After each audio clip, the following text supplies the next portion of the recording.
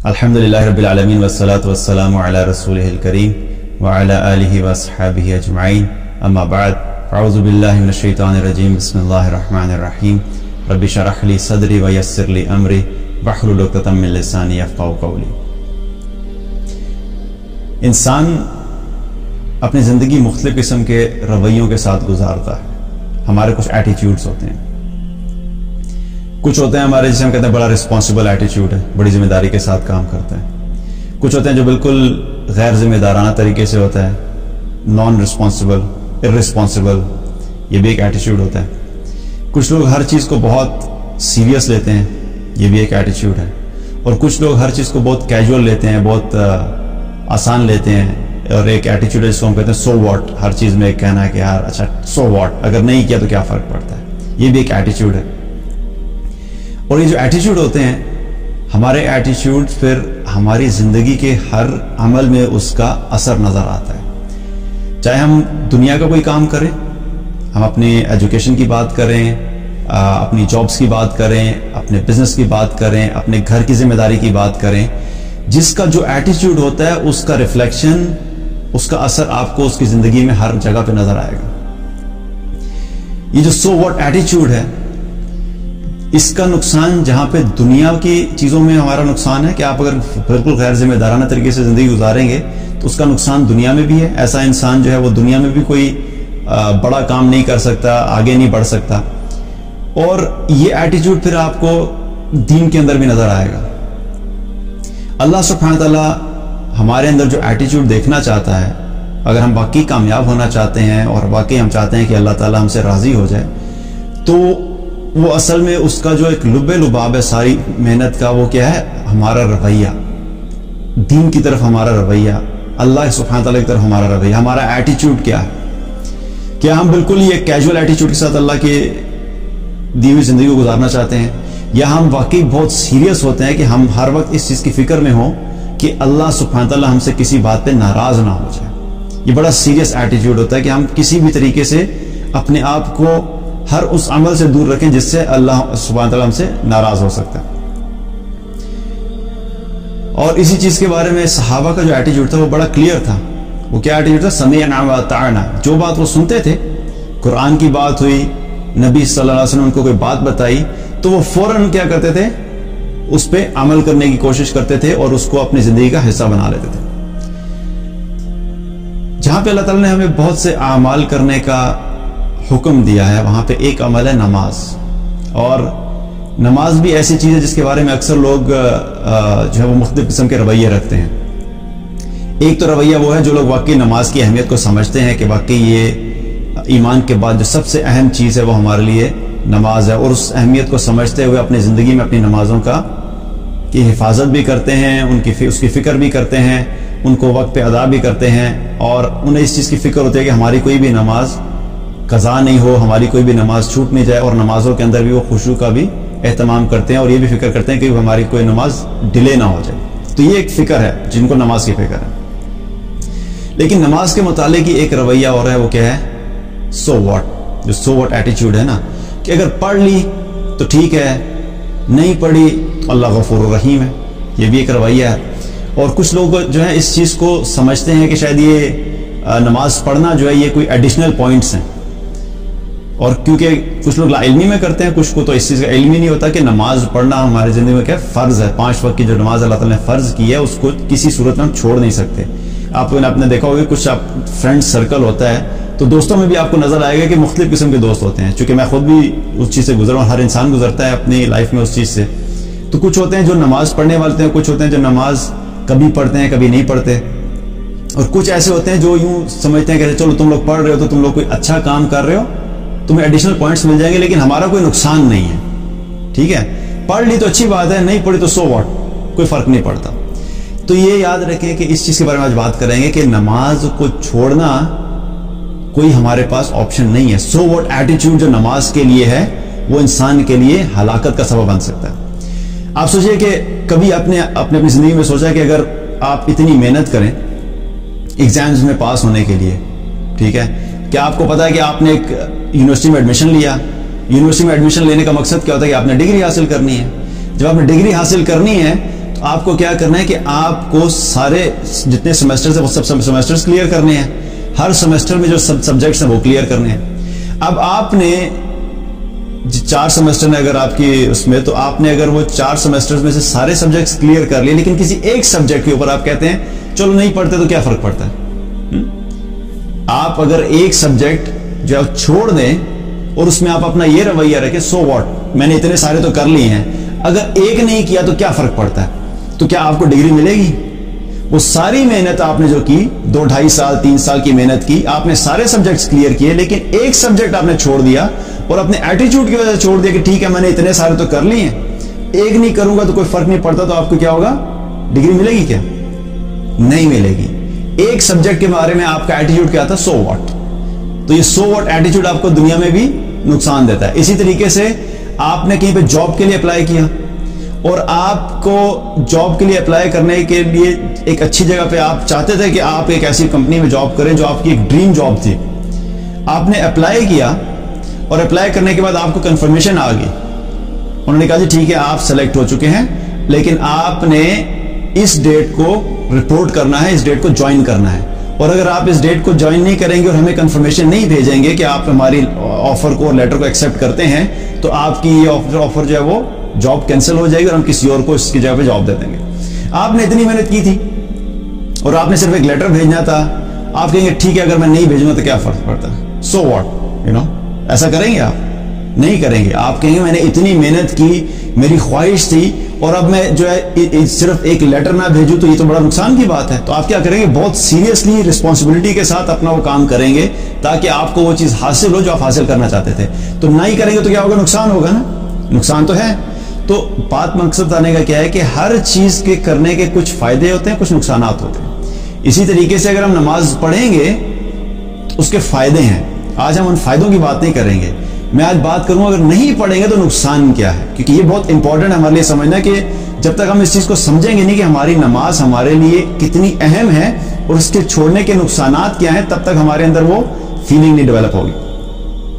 تو نماز نہ پڑھنے کے نقصانات کیا ہیں, اور ان میں سے بھی یہ بھی چیز بہت اہم ہے, میں آپ کو پہلے بتا دوں. ایک ہے کہ میں آپ کو اپنی طرف سے کوئی بنا کے کہانیاں سنانا شروع کر دوں کہ دیکھو یہ ہے تو وہ ہے, ایسے ہے تو ویسے ہے, تو آپ ان میری بتائی ہوئی کہانیوں کو مانیں یا نہ مانیں تو کوئی فرق نہیں پڑتا, کیونکہ میری اپنی بات کی کوئی ویلیو نہیں ہے. دین کے اعتبار سے ہمارے دین میں میری اپنی ذاتی رائے اور میری اپنی بات کی کوئی ویلیو نہیں ہے. ٹھیک بھی ہو سکتی ہے, غلط بھی ہو سکتی ہے, کر لیں نہ کریں کوئی فرق نہیں پڑتا. لیکن جب بات آ جاتی ہے کہ جب کہا جائے گا کہ اللہ سبحانہ تعالیٰ نے یہ فرمایا, تو پھر وہ میری بات نہیں ہے, میں بیچ میں سے سائیڈ پہ ہو گیا. میں صرف کیا ہوں؟ میں صرف بتانے والا ہوں, لیکن حکم کس کا ہے؟ اللہ سبحانہ تعالیٰ کا. جب میں آپ کو یہ کہوں گا کہ رسول اللہ صلی اللہ علیہ وسلم نے یہ فرمایا, تو وہ میری بات نہیں ہے, میں سائیڈ پہ ہو گیا, میں ایک صرف کنیکشن ہوں آپ تک اس بات کے پہنچانے کا.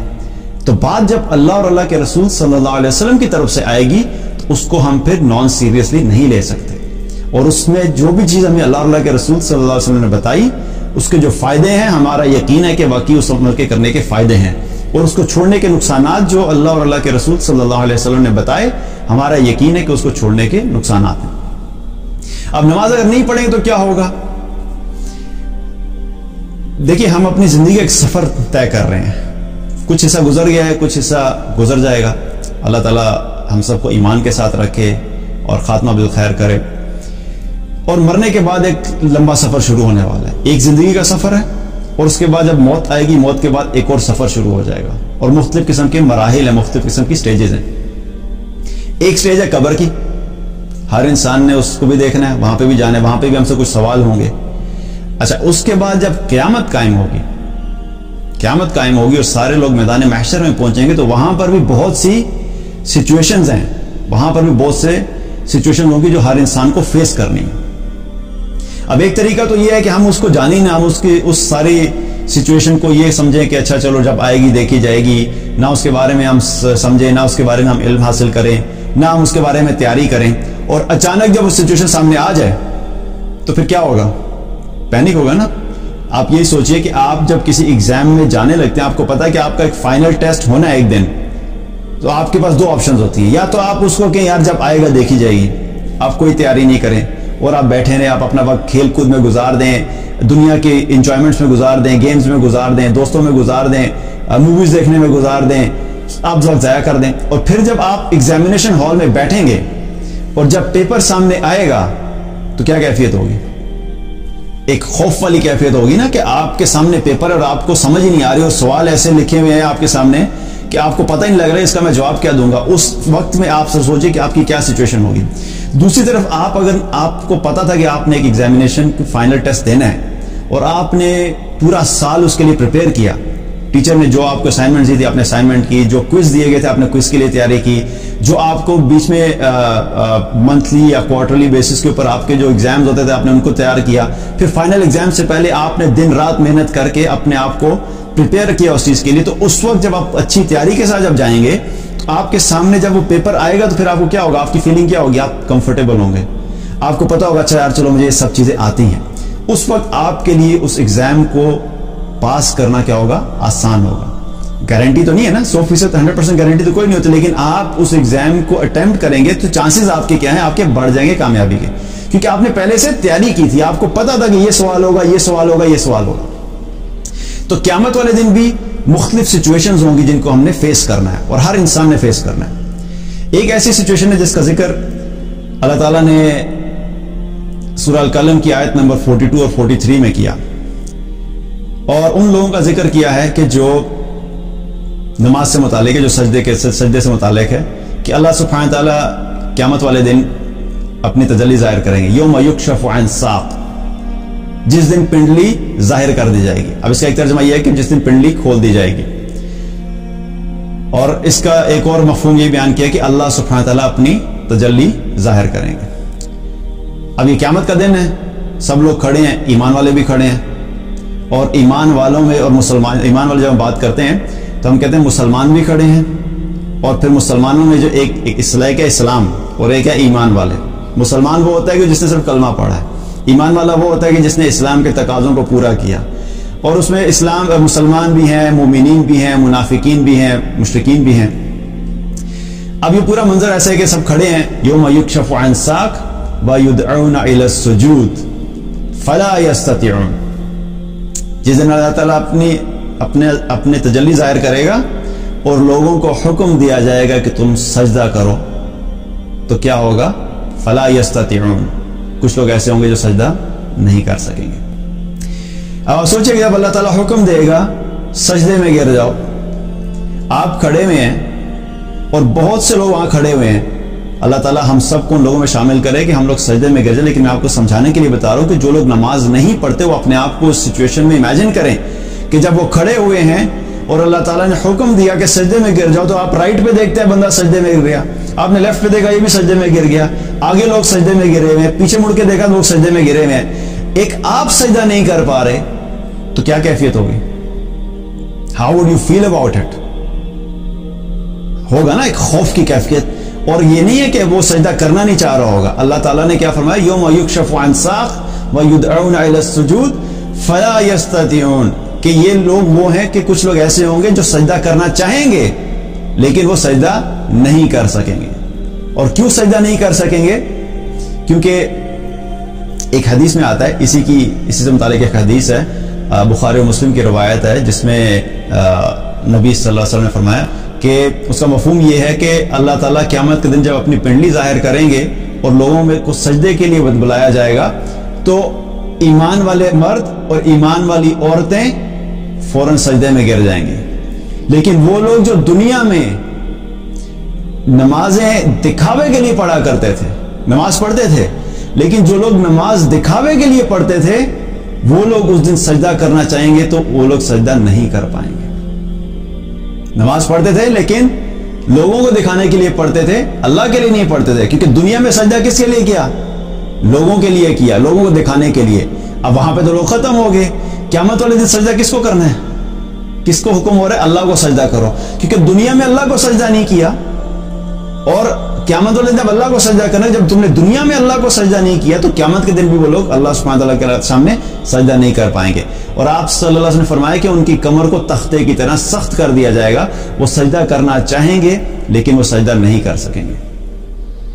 تو یہ وہ لوگ ہیں جو دکھاوے کے لیے نماز پڑھتے تھے اور وہ سجدہ کرنا چاہیں گے نہیں کرتے. جو لوگ پڑھتے ہی نہیں ہیں تو آپ کا کیا خیال ہے وہ سجدہ کر لیں گے؟ آج ہم اگر یہ کہیں کہ جو دکھاوے کے لیے نماز پڑھ رہے ہیں وہ سجدہ نہیں کر پائیں گے, تو جو پڑھتے ہی نہیں ہیں وہ کیسے سجدہ کریں گے؟ اگر اس کے لیے میں کوئی راکٹ سائنس تو نہیں نا اس کے پیچھے, صرف عقل چاہیے سمجھنے کے لیے نا کہ جو دکھاوے کے لیے نماز پڑھ رہا ہے وہ نہیں سجدہ کرنا پڑ رہا, تو جو پڑھتا ہی نہیں ہے وہ کیسے سجدہ کرے گا؟ اور پھر ایسے لوگوں کی کیفیت کیا اللہ تعالیٰ نے فرمائی, خاشعۃ ابصارہم. اب آپ سوچیں کہ وہ شخص جو اس کے پاس آپشن کیا ہے, اب وہ بیٹھا ہوا ہے یا وہ کھڑا ہوا ہے, وہ سجدہ نہیں کر پا رہا, اس نے ارد گرد دیکھ رہا ہے کہ سب لوگ سجدے میں گر گئے, کیا آپشن ہے؟ اب وہ زور لگائے گا, کوشش کرے گا کسی طرح جھکوں, لیکن یہ جو کمر ہے اور ہماری باڈی کی جو موومنٹس ہیں یہ ہمارے اپنے بس میں تھوڑا ہی ہیں. آج بھی ہماری زندگی میں بھی ہم جو اپنے ہاتھ ہلاتے ہیں, موو کرتے ہیں, بینڈ ہوتے ہیں, کھڑے ہوتے ہیں, بیٹھتے ہیں, یہ اللہ کے حکم سے ہوتا ہے. اللہ سبحانہ تعالیٰ صرف کسی ایک نرو کو ایسا پریس کر دے یا ختم کر دے تو کیا پوری باڈی انسان کی ختم ہو جاتی ہے؟ کمر کی اکثر لوگوں کو جو پرابلم ہوتی ہے کیا ہوتا ہے کہ کچھ لوگ کیا ہوتے ہیں کوئی ایک نرو جو ہے وہ خراب ہوگی, ڈیمیج ہوگی, تو کیا ہوگا پورا جسم جو ہے نیچے لوور پورشن کیا ہو گیا وہ ختم ہو گیا. تو یہ اللہ کا حکم ہے جس کی وجہ سے آج ہم چل رہے ہیں. تو وہاں پر بھی قیامت والے دن بھی اللہ ہی کا حکم ہوگا, جن کو اللہ چاہے گا کہ وہ سجدہ کریں صرف وہی سجدہ کریں گے. اور جن لوگوں نے دنیا میں اللہ کی خاطر, اللہ کی رضا کی خاطر خالص اخلاص سے اللہ کو راضی کرنے کے لیے سجدے کیے ہوں گے اور نمازیں پڑھی ہوں گی, وہی لوگ ہوں گے جو کہ قیامت والے دن بھی اللہ کے سامنے سجدہ کر سکیں گے. خاشعۃ ابصارہم ترہقہم ذلہ, اور ذلت نے ان کو گھیرا ہوا ہوگا. اور یہ کیوں ہوا اس کا بھی ذکر اللہ نے بتایا کہ یہ کیوں نہیں کر پا رہے, آج سجدہ کیوں نہیں کر پا رہے. قد کانوا یدعون الی السجود وہم سالمون. یہ وہ لوگ ہیں جو آج سجدہ اس لیے نہیں کر پا رہے کہ اللہ تعالیٰ نے ان کو دنیا میں بالکل صحیح سلامت رکھا تھا, ان کو عقل دی تھی, ان کو انٹیلیجنس دی تھی, ان کو دماغ دیا تھا, ان کو صحیح جسم دیا تھا, یہ جابز بھی کرتے تھے, یہ یونیورسٹیز میں بھی جاتے تھے, پڑھتے بھی تھے, یہ لوگ بزنس بھی کیا کرتے تھے, یہ لوگ اپنی دکانیں بھی اچھی چلاتے تھے, اپنا گھر بھی اچھا چلاتے تھے, سب کو بالکل ٹھیک کرتے تھے, صحیح سلامت تھے. اور جب دنیا میں اذان ہوتی تھی حی علی الصلاۃ حی علی الفلاح کی صدا لگتی تھی تو اس وقت یہ کیا کرتے تھے, اس وقت یہ نمازوں کے لیے نہیں آتے تھے, یہ سجدے نہیں کیا کرتے تھے. جب اللہ سبحانہ تعالیٰ ہمیں نماز کے لیے بلاتا ہے تو اس وقت کیا ہوتا ہے, اس وقت صرف نماز کا وقت ہے, اب سارے کام چھوڑ کے کیا کرنا ہے, نماز پڑھنی ہے. اور اس وقت نماز نہیں پڑھی تو اس کا نقصان کیا ہو رہا ہے کہ قیامت والے دن بھی ایسے لوگ سجدہ نہیں کر پائیں گے. تو پہلا نقصان کیا ہے ہمیں جو انسان کو فیس کرنا پڑے گا وہ قیامت کے دن ہے. اس سے ہمیں کیا پتہ لگتا ہے کہ نماز اگر نہیں پڑھی تو کیا ہے, نقصان ہے. سو واٹ ایٹیٹیوڈ ہمارا نہیں چل سکتا. تو یہ جو پہلا جو ہے جھٹکا لگے گا کیا, میدان محشر میں.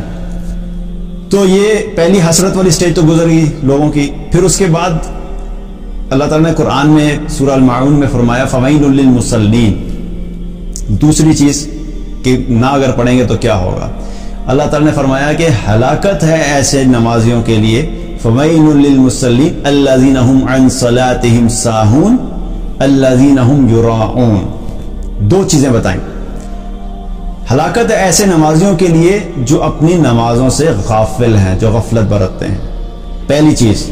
دوسری چیز جو لوگ کیا کرتے ہیں, جو ریاکاری سے پٹ کرتے ہیں, جو لوگ ریاکار ہیں, دکھاوا کرتے ہیں. تو ایسے نمازی جو غافل ہیں اور جو اپنے اعمال میں کیا کرتے ہیں, ریاکاری رکھتے ہیں. دو چیزیں. تو ان دونوں کے لیے کیا فرمایا, اللہ تعالیٰ نے فرمایا کہ ان کے لیے ہلاکت ہے. اور ویل جو ہے, ویل کا لفظ جو ہے وہ ہلاکت کے لیے بھی آتا ہے.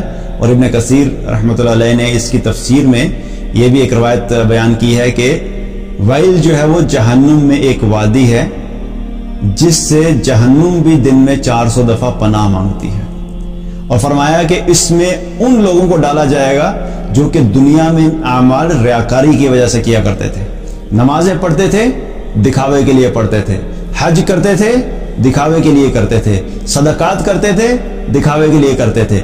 لوگوں کو شو آف کرنے کے لیے, لوگوں کے سامنے اچھا لگنے کے لیے, لوگوں کے سامنے نیک اور صالح بننے کے لیے. لیکن حقیقت میں ان کا مقصد یہ نہیں ہوتا تھا کہ وہ اللہ کی رضا کے لیے کر رہے ہیں. تو ایسے لوگوں کے لیے ویل نامی جہنم ہے جس سے جہنم بھی دن میں 400 مرتبہ پناہ مانگتی ہے. تو یہاں پہ ہمیں کیا پتہ لگ رہا ہے کہ نماز تو پڑھ رہے ہیں لیکن اس کے باوجود کیا ہے, ہلاکت ہے. تو اگر دکھاوے کی نماز پڑھنے کے اوپر ہلاکت ہے تو کیا جو نماز نہیں پڑھے گا اس کے لیے ہلاکت نہیں ہوگی؟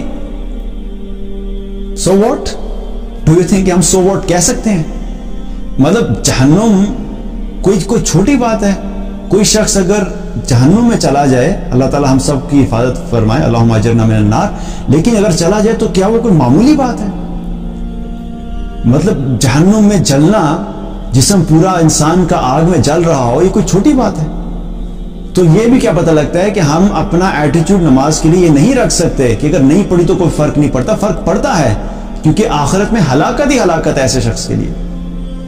پھر ایک اور چیز، تیسری ایک اور وجہ کہ جہاں سے ہمیں پتہ لگتا ہے کہ نہیں، نماز چھوڑنا جو ہے وہ کسی حال میں ہمارے لیے آپشن نہیں، ہم نے پڑھنی ہے نماز. اللہ تعالیٰ نے سورہ المدثر میں، سورہ المدثر کی آیت نمبر 42 اور 43 میں بھی اس کا ذکر کیا ہے کچھ طرح کے لوگوں کا.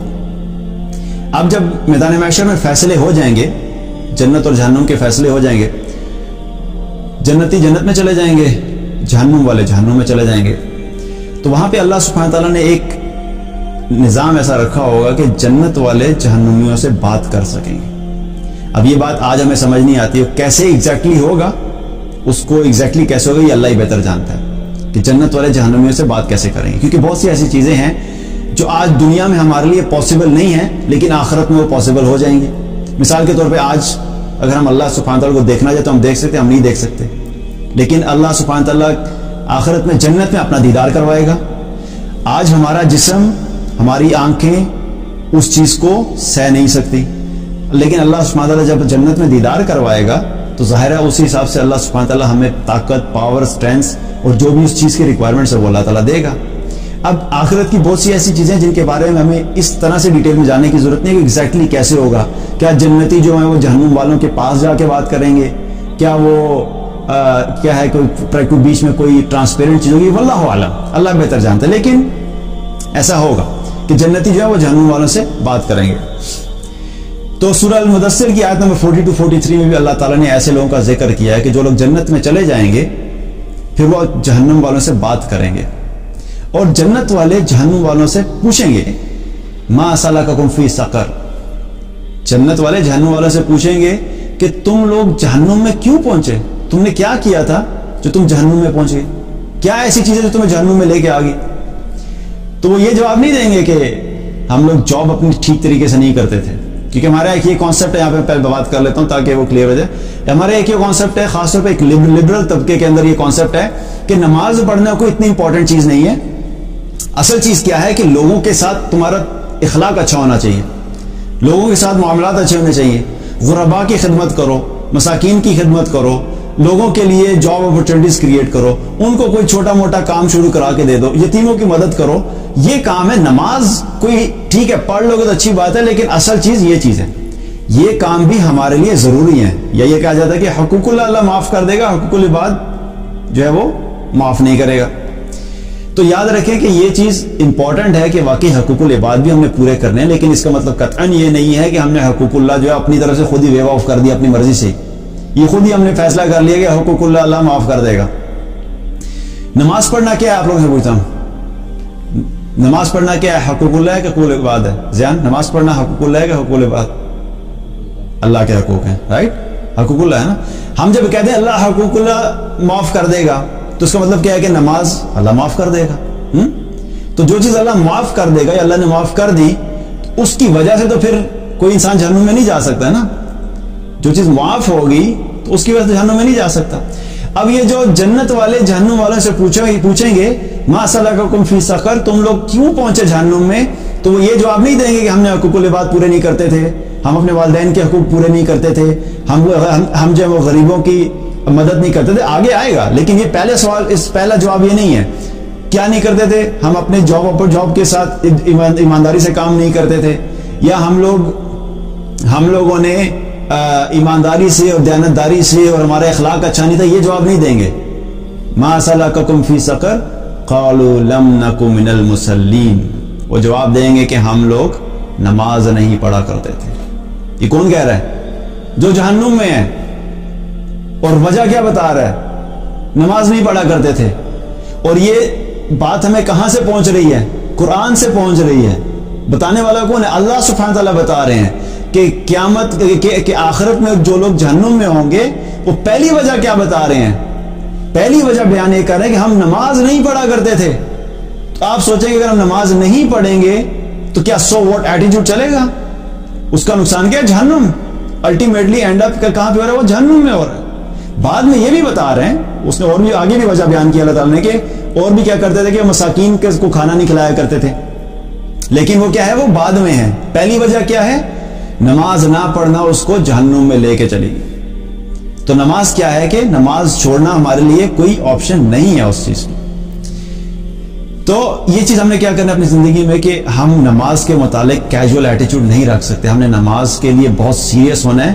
نہ ہم غافل ہو کے نمازیں پڑھ سکتے ہیں، کیونکہ ہماری غفلت سے مراد کیا ہے کہ وقت پہ نہ پڑھنا، فکر نہ کرنا، خشوع سے نہ پڑھنا، ڈیلے کر کے پڑھنا، اور یہ سب چیزیں غفلت میں آتی ہیں. ہم غفلت بھی افورڈ نہیں کر سکتے، کیونکہ غافل لوگوں کے لیے بھی کیا ہے؟ وہ بھی حکم ہم نے بات کر لی. ہم لوگ ریاکاری افورڈ نہیں کر سکتے. ہم نے اپنی نماز کے اندر یہ بھی بہت اہم چیز ہے کہ ہم نے خیال کرنا ہے کہ ہم اللہ کے لیے پڑھیں، لوگوں کو دکھانے کے لیے نہیں پڑھنی. کوئی عمل لوگوں کو دکھانے کے لیے نہیں کرنا. یہ بھی ضروری ہے، کیونکہ نماز پڑھ لی لیکن لوگوں کو دکھانے کے لیے پڑھی تب بھی نقصان میں. تو اور اگر نہیں پڑھی تو پھر تو بالکل ہی نقصان میں. اور اسی طریقے سے ایک حدیث میں آتا ہے، نبی صلی اللہ علیہ وسلم نے فرمایا کہ قیامت کے دن سب سے پہلا سوال کس چیز کا ہوگا؟ وہ نماز کا ہوگا. جس کی نماز صحیح اور پوری نکلی تو اس کے باقی اعمال بھی صحیح نکل آئیں گے، اور جس کی نماز میں پکڑ ہوگی تو کیا ہو گیا؟ اس کے آگے بھی پکڑ ہو جائے گی.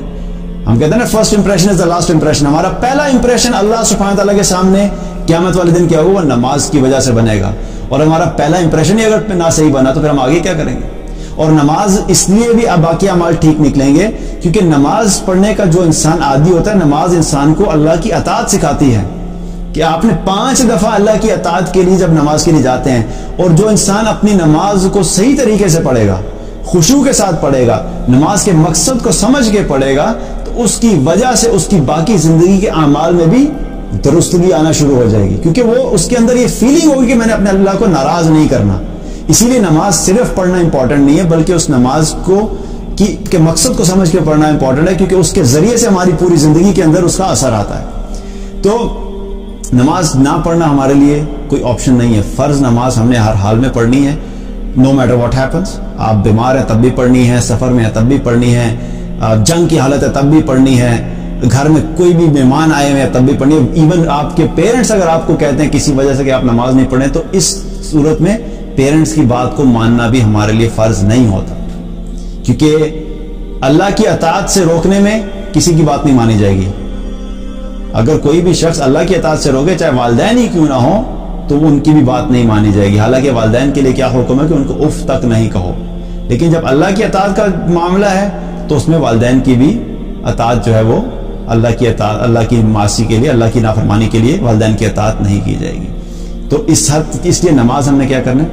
نماز فکر کرنی ہے ہم نے، اور اپنی نمازوں میں خشوع کا اہتمام کرنا ہے، اخلاص سے پڑھنی ہے، تاکہ اللہ سبحانہ تعالیٰ ہم سب کو ان لوگوں میں شامل کرے کہ قیامت والے دن جب سجدے کے لیے پکارا جائے تو ہم لوگ سجدہ کر سکیں، اور ہماری نماز جو ہے ہمارے لیے نجات کا سبب بنے، اللہ کی رضا کا سبب بنے، اور اللہ سبحانہ تعالیٰ ہم سب کو اس ایسی نماز پڑھنے کی توفیق عطا فرمائے کہ وہ نماز ہماری پوری زندگی کے اندر تبدیلی لے کر آئے اور ہماری زندگی کو اللہ کی اطاعت کی طرف لے کر جائے. اللہ سبحانہ تعالیٰ ہم سب کو عمل کی توفیق عطا فرمائے. بارک اللہ علیہ ولکم. السلام علیکم ورحمۃ اللہ وبرکاتہ.